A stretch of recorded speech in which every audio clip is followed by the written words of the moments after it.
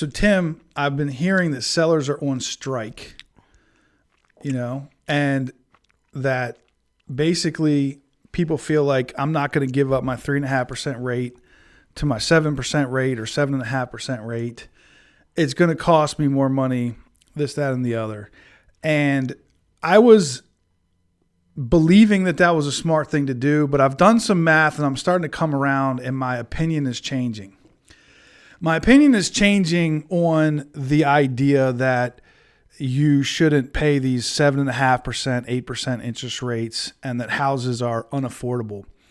And I'm going to say that this is somewhat specific to where we are geographically. Okay. And where we are, whatever the word is that means like our average income for this area, where we are so economically. the Mid-Atlantic region based on say Washington, D.C. demographics, Washington, D.C. So we're basically on the teat of the U.S. government. And, one of the things that I used to hear growing up all the time was that Republicans were always pushing for small government, right? It was like the thing when Ronald Reagan was like the guy pushing this the hardest. Well, what are you getting for your money? I mean, let's face it, right? You're yeah, putting all this money into taxes. My point is, do you hear that anymore? Well, we got a call right now. Do you hear anybody pushing for that? I don't know. Right. So and then the Republicans, George Bush, and then Donald Trump, raised the debt ceiling and raised the national debt and spent more money than anybody ever. So my point is they've lost control of the spending. You and I both agree on that. My point, and it doesn't matter. My point is that politicians are not threatening to vote all these jobs out of D.C. Correct.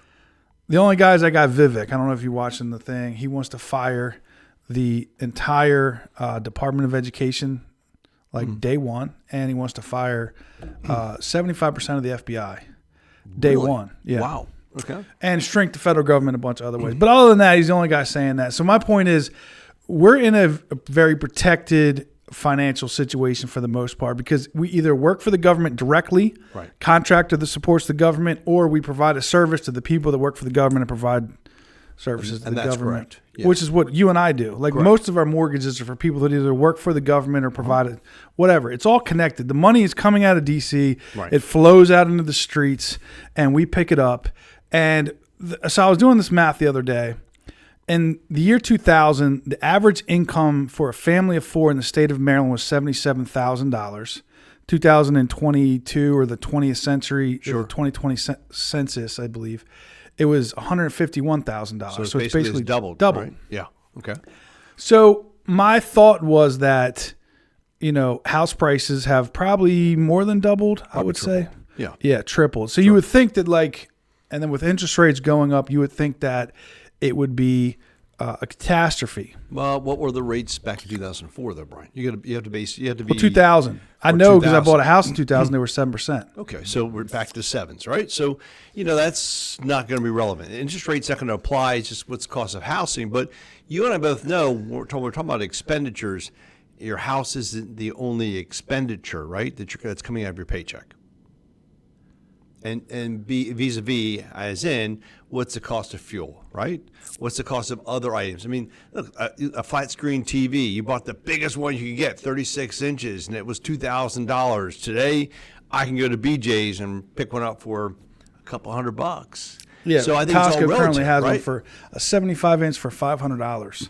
It's a great deal. That's a 4K phenomenal TV deal, as a matter of fact. So certain things have come down dramatically in cost. Certain expenditures have come down in cost. I mean, even relatively the price of gasoline, right? We've talked about that. We've talked about before. Yeah, even by staying flat, it's come down because correct. Because the value of your dollar, et cetera, has changed dramatically. So you're right. I mean, we look at housing, we ask ourselves, yes, the price of houses have gone up, so has your income has gone up, but you lose so much more. We've talked about this as well, the art of arbitrage, right? The ability to, if you will, buy something with a very low investment, but be able to leverage your dollars for maximum investment return. So you and I have talked about this before. We know of a young man right now that instead of buying a house, what's he doing with his money?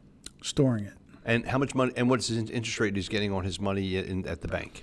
Probably what, 0.5? 0.5%. So let's say he had $100,000. He's going to make $500. No, he's going to lose money because inflation. So in essence, if he had taken that same cash and bought himself one, maybe even two houses in this particular case, right? Now his dollars are going farther because he's able to buy a larger asset, which in turn is going to have larger exposure to appreciation. All right, so this sounds complicated. What I'd like to do today, Tim, is let's just talk about the overall affordability of houses. Okay. And that's kind of like the conversation we're having, but let me just try to like put it under a neat umbrella and understand when it becomes a good idea or a bad idea to buy a house and how much people can actually afford, and try to provide some context. Because what you're hearing is interest rates are going way up. Sure. House prices are going way up. Yep. There's no point of reference unless you literally study the economy Right. and you understand how it all fits together in relation to inflation and the value of the dollar, and then comparison to the housing market and historical. And you can sort of somehow then match it up to your own personal life and make an educated decision. I think that's almost impossible because you and I feel like I couldn't even properly do that. And by saying that, like, I've felt like house prices cost too much and interest rates are too high, I wouldn't buy a house. It feels like a burden to buy a house right now. But when I started figuring out a little more, But let's go deeper. I started on that. thinking maybe Yeah. that's not true, and maybe Correct. it's actually not as bad as it feels just because it's in comparison to what it was recently at 3%. Sure. So let's start with like way back. Let's Let's so go back it feels. to this. When you bought your house. Well, let me go all the way back like 200 years. Let's start back in there. the day. Okay. Let's, All right. Before you and I were born, Okay. I am kind of old, Brian. people just saying. didn't even have houses for the most part. It was like they lived in communal situations with, and then when our country started and throughout the world, when people started to kind of come together in cities, you lived in flats or tenant apartments housing. or tenant Yes, houses. And before that, it was like the Lord's deal where, what did I say, Lords? Like the Lords of like England, where you didn't even own the land. Oh, I thought you meant the Lord, like in Yeah. God, What do you God. call that? They were Yeah, called. he was the Lord of the land. Yeah, and you sort of like live there as a tenant. He was the Baron, whatever the case may be. Yeah. Sure, okay. And even today, they still have it. They're on 100-year leases on the land or whatever. So in any case, like today, we have this. If people from 200 years ago saw us, they would think we're like rich, all of us. You know what I mean? I think we are. I mean, we are, Compare but where I'm- we are versus other But everything's countries. always comparing yourself to everybody else that's All very relative. close to you. Like That's I look correct. at you, you look at me. Like we make those comparisons. Correct. So let's talk about affordability of a house, even in this 7.8% interest rate, very high housing prices, which don't seem to be coming down. It feels terrible. How terrible is it? Like what is reality?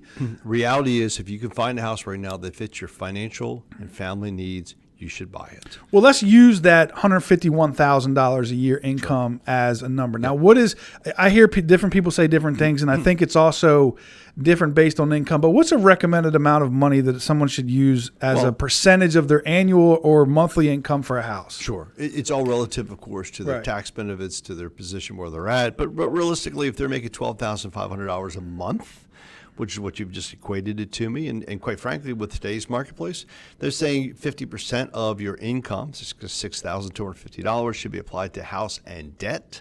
But then you gotta be relative based on that, because at 12.5, if you're a family of one, you're one single person.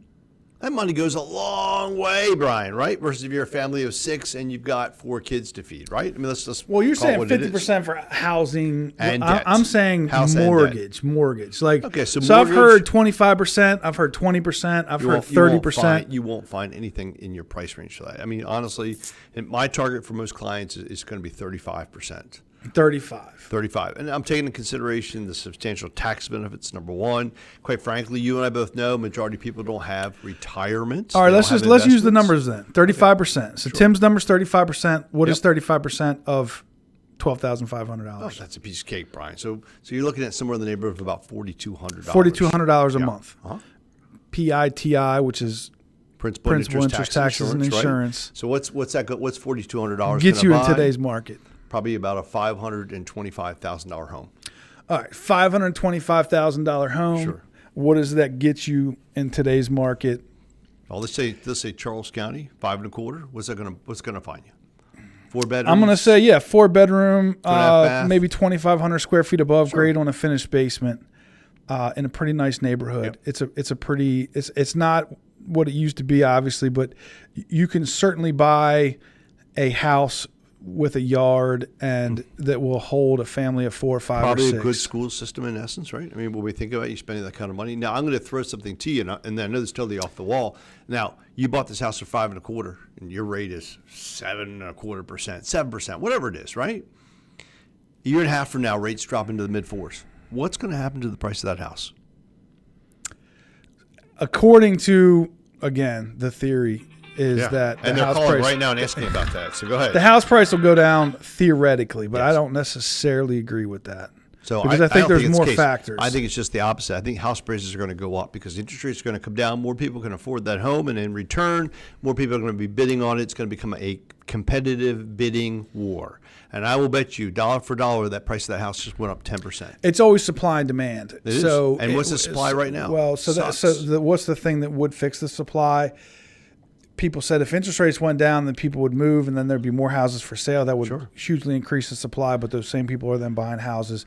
I think the only thing that actually increases supply is building new houses, or like you and I said, once generation X or Y or Z or one of them like retires and dies, The baby boomers. we have this huge influx of Brian, we're not going the anywhere. population sort of We're flips upside staying down. right here. So because for I got a at great least the rate. next 30 or 40 years. Great payment. I'm not going anywhere. Here's the deal. I got a great rate, I got a great payment, and there is nowhere for me to go. So you know what I'm going to do instead? I'm going to stay in the house. My kids can live in the house with me. They're going to Well, be let's living in make the basement. argument then for like buying a different house Okay. and getting rid of your 3.5% and buying this 7.5% interest rate. So I'm going to exchange my beautiful home that I sell for $600,000 and get a new payment based on a $400,000 house, and it's relatively the same payment, and I just got less house for the money. I'm not liking it, man. It's just. It's So not you're saying the chewing. step down would be from 525 to 400,000 to maintain the same payment Maybe between even 3.5. less, man. Yeah, 'cause, I mean, think about it, right? You know, payment on a $500,000 house is about $4,000 in our area. Principal, interest, tax, insurance. Pay by the program you're going to take, et cetera, et cetera, et cetera. Right? So here's where it Yeah. kind of got a little weird for me. Let's go the other way around, and Yeah. let's just say you're going to buy the same exact house. It go from 3.5 to 7.5% interest rate. Well, you and I just did those numbers. Right. How much did that payment go up? Do you remember? I think it was like $1,300 a month. Yeah, dude, that's Okay. substantial. It is substantial. Yeah. But And what is $1,300 a month in relation to $12,500 a month? Well, it's another 10% of your buying. 10%. 10%. So 10% then gets reallocated. Yeah. And if you make $12,500 a month, is 10% like a huge burden? In all shape and birds, no, except depending upon what your budget is and where you are with other expenses. See, now they're calling you, man. You know how it is. That's my point, right? I mean, it comes down to what are my other expenses being allocated to? I mean, we just talked about this. Certain costs of goods and services have dropped dramatically. Okay, right? but we also know people live outside their means, and it's going to feel like a burden. But I'm saying, like from a wise financial position, does that put you in a horrible situation if you're making $12,500 a month? Now, one thing I will say is that is pre-tax. So when you take out your income tax, you don't have $12,500 a month, but the interest you're paying on the mortgage is and the real estate tax taxes, and possibly the deductible. PMI is tax deductible Yeah. based on what you're buying. And you ready? Rents go up, mortgage payments don't. right. So what I'm the saying though future is that value of your burden. dollar- Does the burden like become unmanageable with an extra $1,300 a month? And that's where it's like, I tell you, for me, I watched this happen, and I did this myself. We were just talking about this. Sure. Okay. When I started in the real estate business, 2014, the number was 400,000, and people only ever looked at the price of a house. And the weird thing was, when you saw rates go from 5.5 down to 4.5 down to 3.5. They only looked at the total amount. And they said, I have always looked at a $400,000 house as being X. Right. And now I feel like I would never pay more than $400,000 for a house. They weren't able to sort of transition. It's like, well, listen, a $700,000 house costs what a $400,000. It's like, oh, I would never buy a $700,000 house. Like, it becomes this sort of like mental like gymnastics. So I'm feeling the same way about this payment as it goes up. Sure. How do you feel about now you have $1,300 a month more? Yeah. You're still at $525, but you're paying $1,300 a month more. And you said it all depends on the rest of your monthly expenses, but I'm saying does. on the big picture, is it Big that much picture, more of a it's not burden that if you're much making more of a burden. $150,000? Especially since you need to look into the future, Brian, and that's where everybody misses the point. Okay, that's yes, you're going to be paying, let's say $4,000 for a house right now. In fact, we have clients right now. We said, how are they going to afford that $500,000 house? Or it was how much the house? $625,000, if I'm not mistaken. Yeah. It's what it appraised for. They maxed it out. They got their closing assistance. The mortgage payment's $5,000. He's a single guy, works for a government institution, right? Yeah, the so it's a question single is- family income of $5,000. Right, correct. Uh-huh. And they have a $5,000 mortgage right now, and many I kids? How don't many think he kids? makes like $1 million. Like I said, 3 kids, It's Three family of kids, 5. wife, and himself. But on the other side of the coin, he's got family support, number one. And what he said was, I want 3 things. I want the best schools for my kids. So his particular house, he bought into a specific school neighborhood. Absolutely. Because he didn't want to have to pay for private schooling. So, Right. Brian, right there, wham! I'm saving all this money from that private argument schooling. does make sense because when you factor in how much you're paying every month for actual private school, you can afford like 2 houses. So. Depends upon where you're going to private school. Yeah. I mean, some private schools are expensive as bones, right? So They're all so expensive. Number one, private school. Okay, so that was one of his issues, the hot buttons. Number two, he didn't want to do the multiple moves. He said, you know what, I don't want to buy a townhouse, live in it for 3 or 4 years, then have to turn around and sell that and incur the expenses of selling and then having to buying. And number three, he was looking at a property that might possibly futurely accommodate rather some of 100% it his will. relatives. 100% it will. Like it had equity when they did the appraisal, which for Howard County never happens. You know what I mean? People It are always was a paying sweet over deal. appraisal. It over really there. was. So they got a great deal on it, And he said, my income is going to continue to grow. It will. And he said, yes, it'll be a struggle in the beginning, but I can see down the road. And this guy was a future thinker, which you got to remember. You have to have I a wish I 5-year was because I was not Yeah. that guy. And I think that it's kind of a smart move. But if you literally sat down with It's a me stretch. a couple years ago and said, hey, man, this guy's going to pay $5,000. And this is back when I saw people buying $750,000 houses for like $3,500 a month. If you said this guy's going to buy this house for $5,000 a month, I would have said, don't do it. Don't Right? do it. Don't do it. Now I look at it, I'm like, okay, Maybe he should have done it. I should have done it. Yeah. And I think that he made a smart move to do it. Because, Affordability wise, back to the story. Houses are still affordable today. In fact, I think you should buy today because when interest rates do come down, the demand's going to just grow. Don't think a million people are going to throw their houses on the marketplace because they're not. definitely not. And because of that, I think today is the day to It make is. it happen. Yeah. And I feel like that if interest rates go up, then you got a good one because you bought it today. If they go down, you can always refinance. And you still got a good one. So Yeah. buy the most you can afford now because likely house prices are going to go up. Again, I'm not predicting the future and it sounds self-serving. Brian is the Nostradamus. Of Well, let's real just be estate. honest. Yeah. Like we just had this discussion, rewind 20 minutes. Yeah. What says prices go down? It seems like the only thing is supply and demand. And supply is not going to happen Yeah. overnight. And there Brian. will be no foreclosures because Anybody that's anybody going to sell, they got equity. exactly. There will be no foreclosures. So the supply and demand only going to come from building or people dying. Right. And I don't expect anybody to die anytime soon. Well, the baby boomers are going to then offset the Correct. population at some point when they all pass away, and We're then there will talking be 10 a to surplus 15 of years, houses. and that's why we've said it's probably a 10 to 15 year cycle. Yeah. It's kind of crazy. So that's it, guys. All right, man. Brian, I think as we always, solved it. now is a good time to buy. It is. Amen.